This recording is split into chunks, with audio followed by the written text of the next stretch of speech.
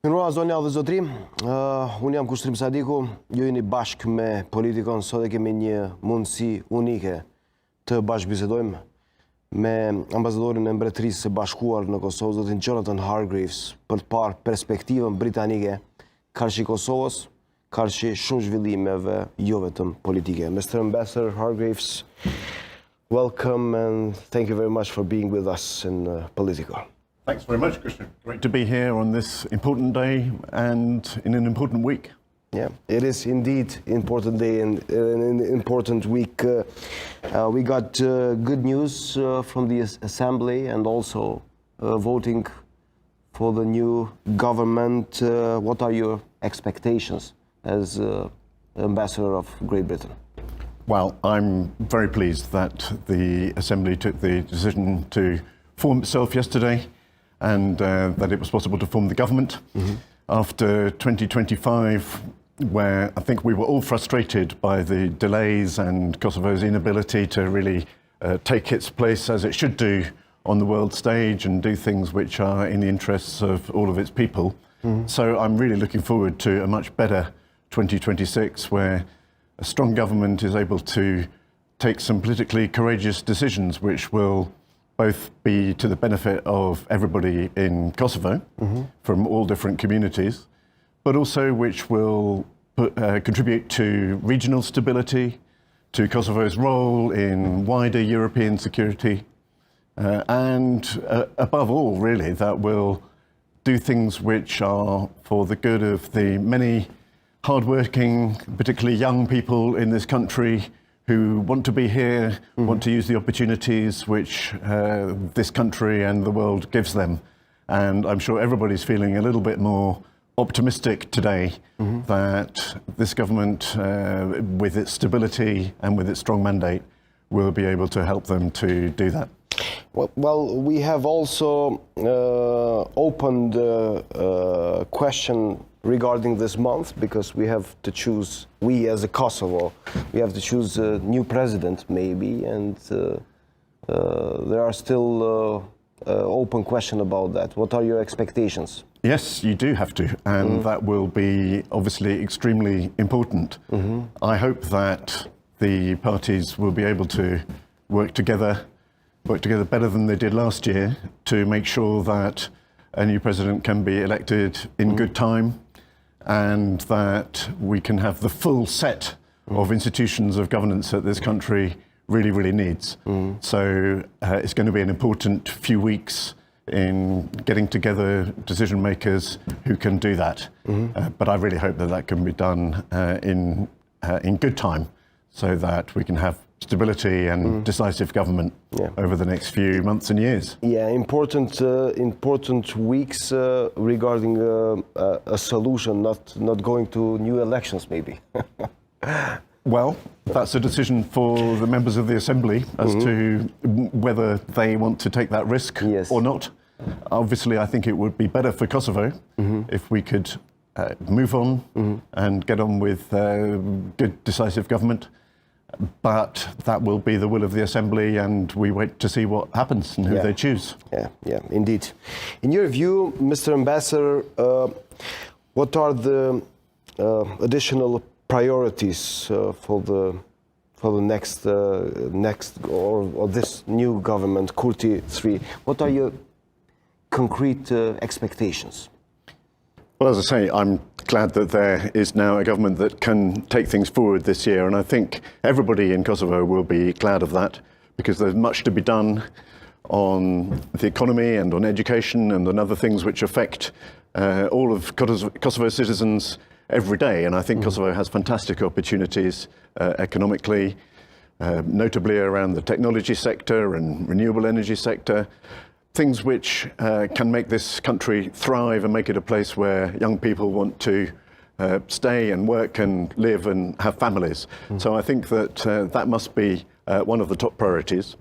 But of course, these are also difficult times, and this has been described as a period of radical uncertainty in the world, particularly geopolitically and in terms of technology and in terms of climate change. So Kosovo needs to be able to find its way in these uncertain and difficult times in the world as a partner in European security. So I think it will be really important that this government is able to sustain and form really close relationships in Europe, with the US and with other partners around the world as a contributor to European security. And of course, that also means that there will need to be a lot of courage in terms of the dialogue with Serbia. And I think this needs to be a year when the government uses the opportunity to make real progress on that and to demonstrate that Kosovo is ready and willing to, for the good of the wider Balkan security and the good of the wider European region, to really make progress on that and to demonstrate that it's ready to do that. And finally, linked to that, I think this needs to be a year when Kosovo is able to provide services and security and opportunities for all of its citizens, and to deliver on its promise of being a democratic, multi-ethnic state, which is the basis on which we all have supported and continue to support Kosovo into the future. So lots to do. There has been incredible progress over the last 18 years since independence, which Kosovo must be extremely proud of. But there's still a long way to go in making sure that Kosovo joins the economy and the prosperity and security of its neighborhood and wider Europe. I want to discuss about all of that, if I can say, but firstly, I want to have a perspective of yours, Mr. Ambassador. How is the relationship between Kosovo and Great Britain? What is the relationship between Kosovo and Great Britain, in your view? Well, we have always been extremely proud of our partnership with Kosovo. Obviously, we played a very important role in 1999 as part of the NATO contingent which came, and hardly a conversation goes by in Kosovo without having a conversation about that, and where people express the deep gratitude and feeling of partnership between Kosovo and the UK because of those events. And similarly, we played a very instrumental role in 2008, and we were one of the first countries to recognise Kosovo. And that forms a really strong basis of our relationship. A lot of our relationship has been based, I think, on that partnership on security, Kosovo security, but also security in the region, and we're very proud to continue that, and we are strong partners both within Kosovo, but also in furthering Kosovo's aims to have greater alignment with NATO and to be part of international efforts at peace. We also want to take forward our partnership in a more structured way this year, if we can, both around security but also around economics, so that we can really find opportunities for much greater UK-Kosovo trade and investment.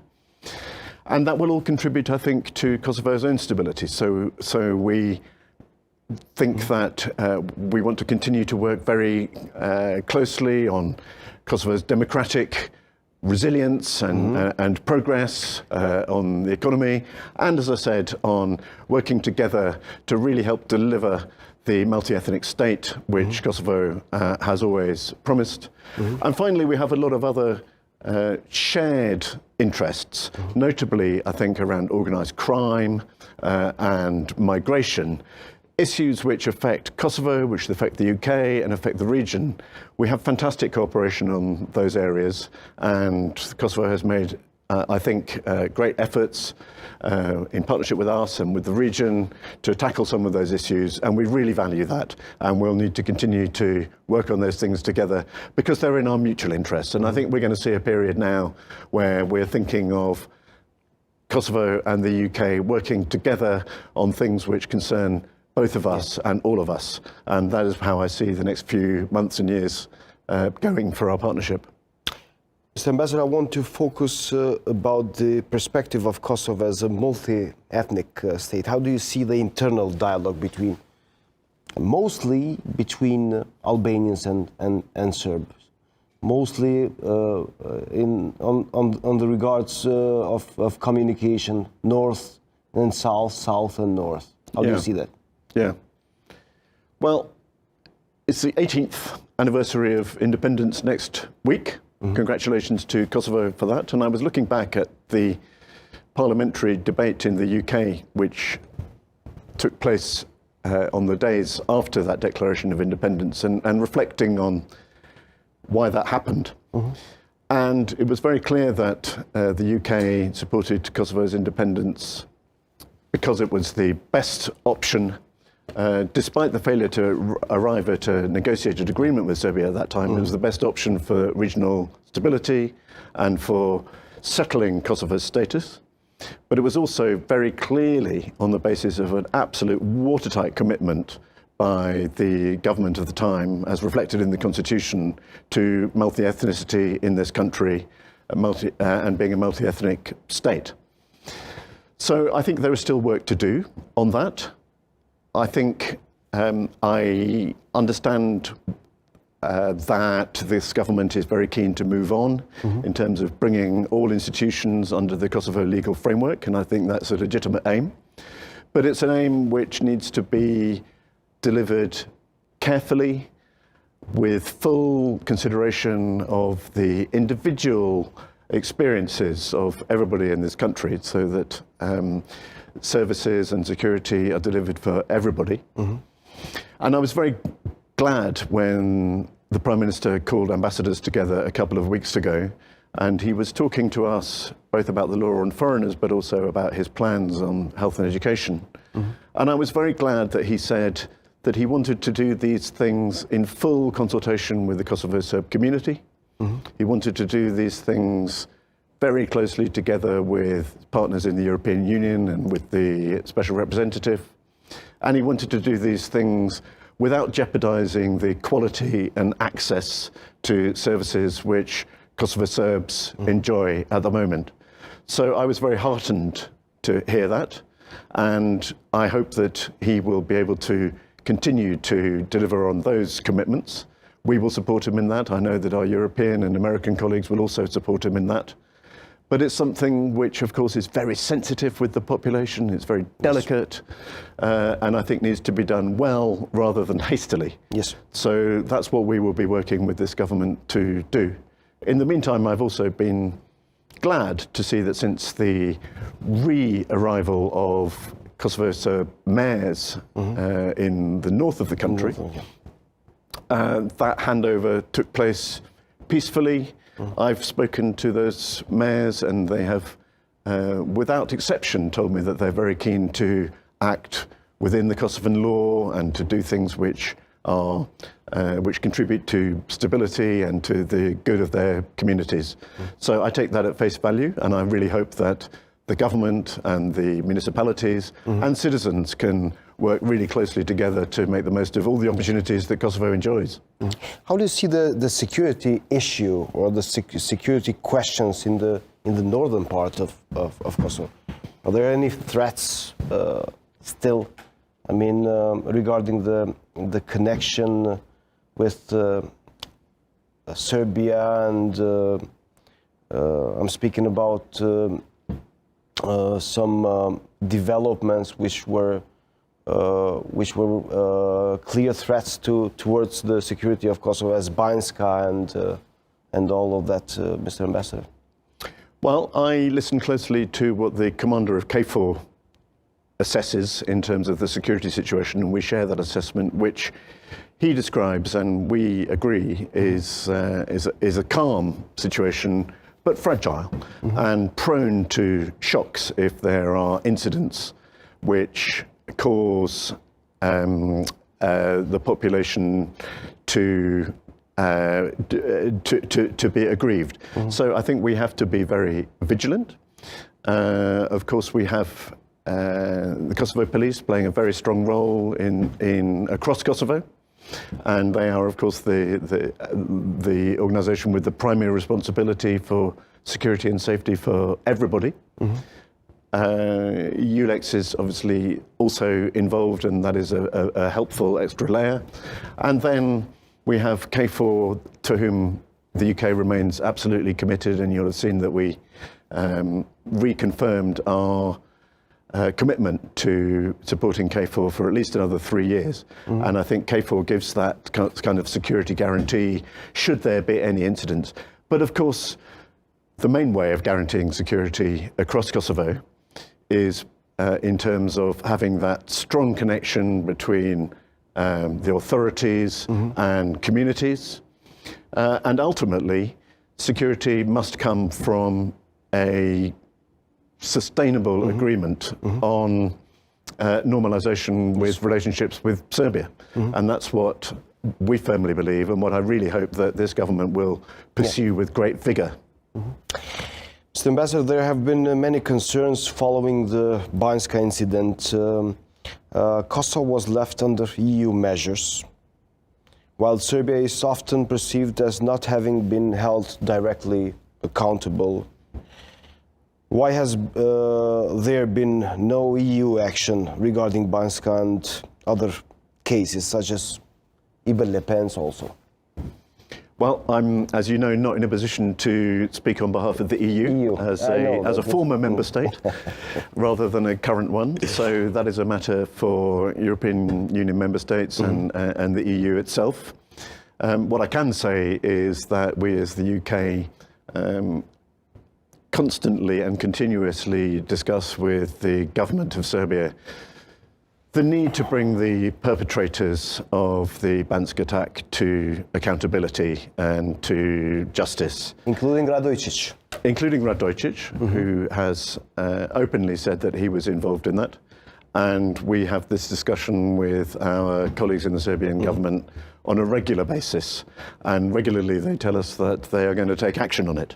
And we await that action with great interest.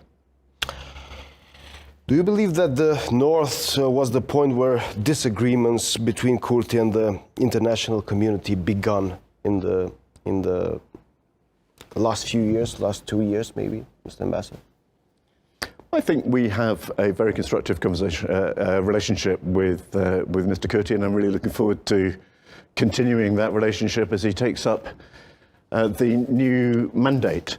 It's not a secret that there have been times when we, the UK, and others in the international community have not agreed with the approach which his government has taken. And often that has been around the treatment of the Kosovo-Serb community or things which might have an impact on that community. But I'm really confident that we can continue to have that open conversation. As I said, Mr. Kurti's given some really strong indications that he will work closely with the EU and with that community as he looks to take forward the next phase of his ambitions. So we will be working really closely to make sure that that's the way that we communicate and to protect the interests of all communities in Kosovo. We saw a little bit of progress regarding the deputy chairman of the Kosovo Assembly. I'm speaking about the position of Mr. Kurti and Vetvendosia last night, when Mr. Simic was elected as a deputy chairman. But how do you see the role of Srpska Lista Srpska, in the Kosovo institutions, Mr. Ambassador? Well, the Prime Minister and his party were clear that they would abide by the ruling of the Constitutional Court when it came to the election of the deputy speakers, and that's exactly what they did, and I commend them for that. And the upshot of that is that we have a deputy speaker from the party that has 9 seats in Parliament, and I think that's the way it should be, because that seems to me to be in line with the Constitution. Srpska Lista has been accepted in Kosovo as a legitimate party. I know that there are people who have concerns about Srpska lista and about its links and its agenda. That's a normal thing. One doesn't get to choose one's political opponents. But as long as they are considered to be a legal party and they are confirmed as being eligible to stand in elections, then they must be able to take up their rightful place as part of Kosovan politics and representing the voice of the Kosovo-Serb community in Kosovo. I want to discuss a little bit about the dialogue between Kosovo and Serbia. There has been a process in Brussels for 13 years, Mr. Ambassador, and still there are open questions about an epilogue, a possible epilogue of that dialogue. How do you see the perspective and how do you see the Kosovo approach and also the Serbian approach towards the dialogue? And do you see a possible way of ending with mutual recognition, Mr. Ambassador? Well, it's not a secret that it hasn't been easy over the last few months and years, and I think everybody has been frustrated and concerned by that. We're very fortunate that the EU have an excellent special representative, Mr. Sørensen, who I think is doing an excellent job in trying to nudge the dialogue along in different ways. And we, as the UK, absolutely stand behind his efforts to do that. And we absolutely stand behind the efforts of people in Kosovo and in Serbia, indeed, who want to help him to make progress. Both Serbia and Kosovo made commitments in Brussels and in Ohrid in 23, which remain really important to deliver, both by Serbia and by Kosovo. And that is the way forward for both countries to arrive at some perspective of normalization. I don't think any of us are thinking that it's going to be easy and it's not going to happen overnight. But it's very much, I think, in Kosovo's interests to help this process along, because that's the route for Kosovo to be joining the European Union. That's the route for Kosovo to be moving towards NATO. And that's the route, frankly, to stability in this region that we all care about so much. So it is understandable that there are things which make that difficult, but I firmly believe it's in Kosovo's interests to make faster progress on that than has been possible over the last few months. Do you see a will in between Kurti and Vučić to make progress in this process, Mr. Ambassador? Do you see a political will? We will see whether they are able to meet together in the coming weeks or months. I very much hope that they may be able to do that. I certainly see a will for this situation to be settled and resolved, and I certainly see a will of both countries to be making progress towards international institutions to which they want to belong. So to that extent, I think the will is there on either side. I very much hope that they'll be able to bring those wills together into a constructive conversation that we wait to see and which we need to see more of than we have done in months over the last few months. Mr. Ambassador, do you see a possibility of creating an association maybe for a Serb majority municipalities here in Kosovo? I'm speaking about the process of the dialogue, which was negotiated by EU, was not inviting Serbia to recognize Kosovo. That was the main problem of Kosovo, not establishing the association. I'm speaking about the current position. How do you see this perspective? Well, we continue to think that there should be an association of Serb majority municipalities. I'm very aware that Article 7 of the Brussels Agreement commits to an appropriate form of self-governance for Serb majority municipalities. So I know that the Kosovo government remains committed to implementation of that agreement. How that fits with other processes which are going on at the moment, and how that fits with commitments which Serbia has also made, I think is the subject of discussion over the next few weeks and months that Mr. Sorensen, I know, is working extremely hard with both sides on. Yeah. So we want to see progress on that. We know that other partners want to. We know that, for example, other countries felt that it was really important to make progress on that, for example, for Kosovo to join the Council of Europe. Yes.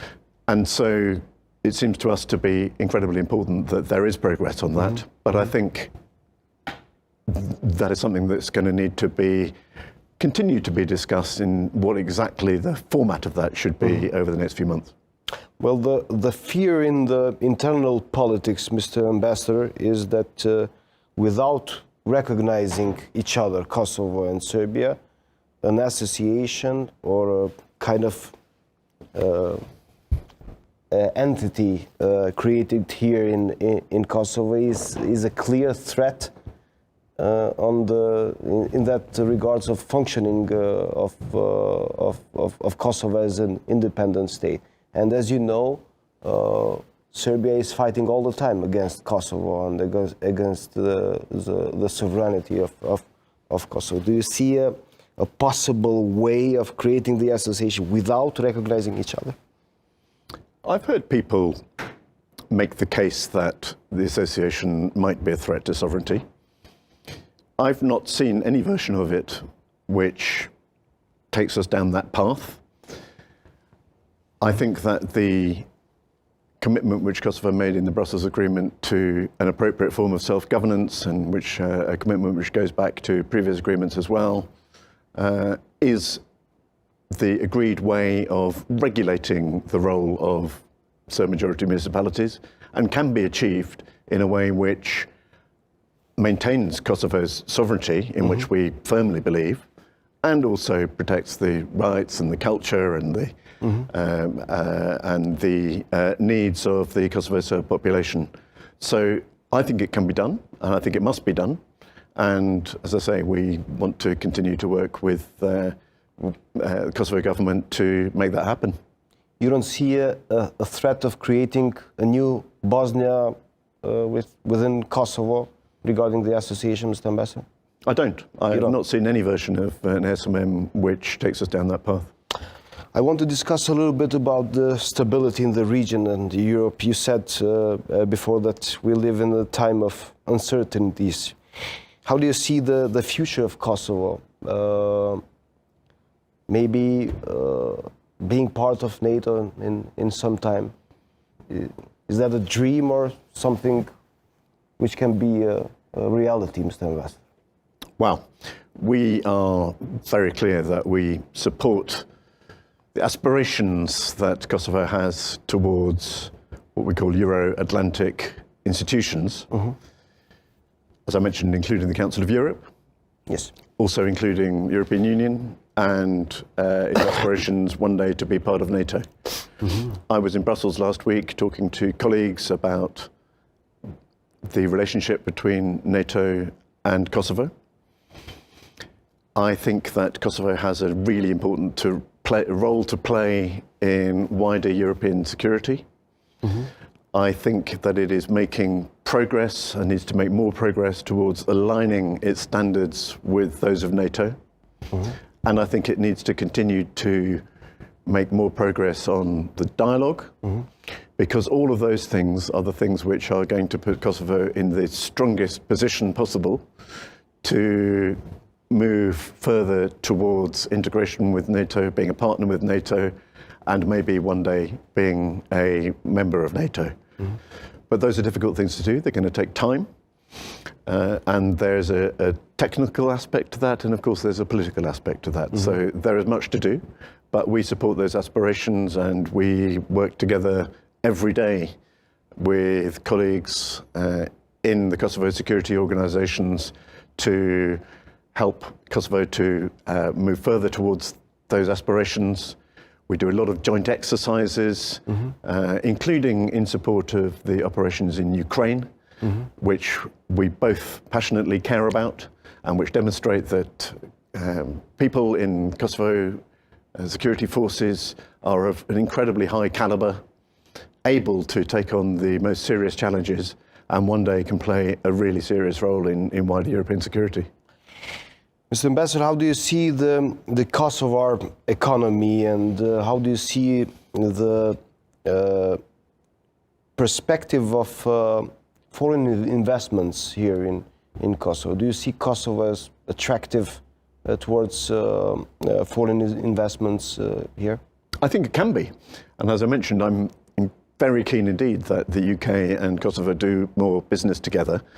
The amount of business and investment that we've done together so far, in my view, has been far too weak. So I'm very keen that we work hard together on those opportunities. Kosovo can, of course, be a really attractive destination for investors. I mentioned 2 or 3 sectors where I think there is a lot of opportunity, and where, when I speak to British businesses, there is an enormous amount of interest in tech, in renewables, of course in mining and other minerals. So there's plenty of opportunity, and I really hope that this government over the next few months will prioritise making this an even more attractive place for foreign investors, as well as for domestic companies to thrive. And I will certainly be doing everything I can to sell that message to our investors from the UK, and also to encourage Kosovan businesses to be working in the UK.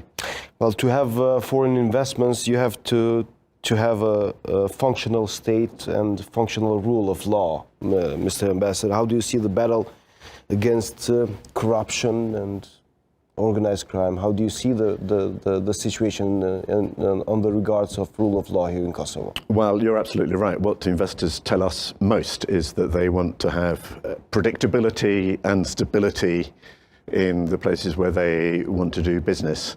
And we know that Kosovo has made great strides in that direction. I think in terms of rule of law, Kosovo has also made fantastic progress. I mentioned the capability of the Kosovo police. I know that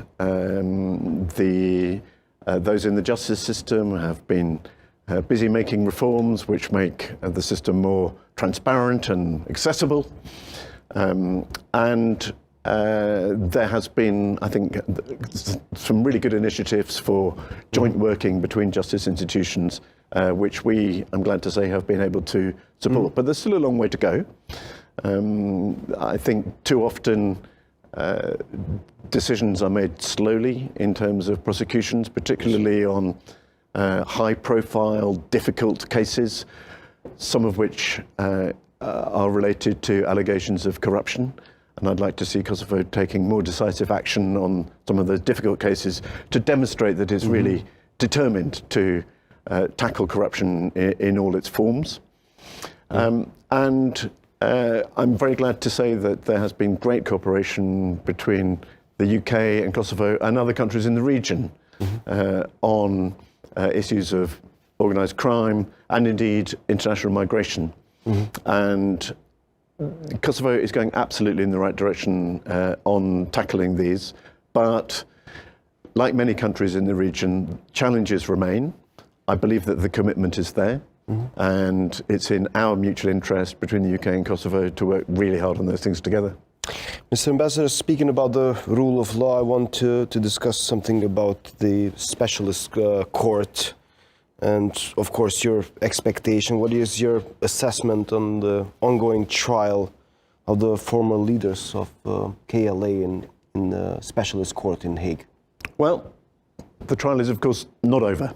And we wait to see what happens when the whole process wraps up, I dare say, in a matter of weeks, and then we will see what the court decides.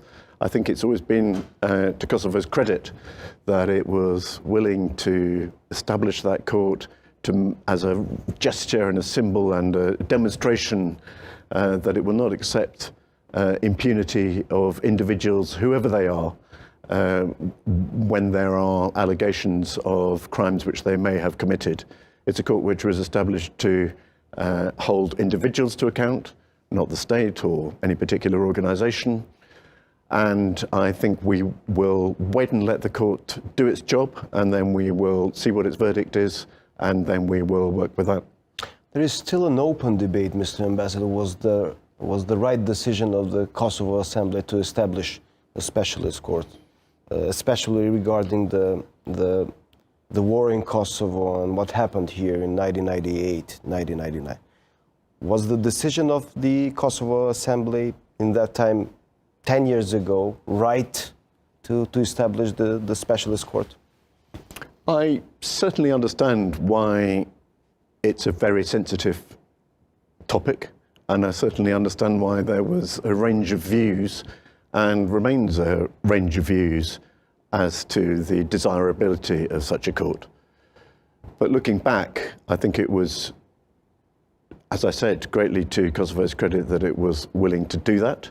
And I think it was a very important display of a commitment to tackling impunity and to making sure that any crimes that were committed during that period are held to account. And so that moment has passed about debating whether the court should be established and where it should be established. And I think what we need to do now is let the court do its job and live with the verdict which it comes up with. I want to discuss again the current presidential issue, Mr. Ambassador, following the establishment of the Assembly and the government. How do you see the role of President Osmani on the foreign policy of Kosovo, and also how do you see the perspective of maybe a next mandate or maybe a new president of Kosovo elected? What are your expectations? Well, I've been very privileged to work a little bit with President Osmani, and I think she represents Kosovo in an extremely effective way. And she's one reason why Kosovo and the UK maintain such a strong relationship. We will, of course, see what the Assembly decides in terms of who will be the next president. That's absolutely not for me to say. Yes. We will look forward to working with whoever that person is, and I'm sure that person will do Kosovo just as much credit as President Osmani has to date, and who knows, may continue doing, depending on the will of the Assembly. First time here in the studios, in the facilities of the TV of Journalist Channel 10. What is your assessment about the TV, and what did you saw today, Mr. Ambassador? Well, it's a pleasure to be here, and I'm extremely impressed to see the facilities here. I think it reminds me of the fundamental importance of independent, fact-based, evidence-based and courageous journalism and media in this country, and of the need to protect journalists when they're attacked for reporting, which I know is a subject very close to your own heart. But I think the role of the media in coming months and years in Kosovo is going to be incredibly important. There are forces and people who would like to undermine Kosovo, who would like to give the impression that Kosovo's institutions are weak, or who would like to spread disinformation about its institutions, who would like to draw divisions between different ethnicities in Kosovo. And those people will thrive on divisions within Kosovo, and they will thrive on any attempt to close down the opportunities for free, independent and evidence-based media. So I think what you're doing here and what other colleagues in the media sector are doing needs to be protected, needs to be developed, and I think you play an incredibly important role in the overall democratic life of this country. Mr. Ambassador, thank you very much for being with us. And it was a pleasure discussing a lot of issues here in Kosovo and not only. Thank you very much. Thank you so much. Thanks for having me, and happy Independence Day for next week. Thank you very much. Thank you very much, Mr.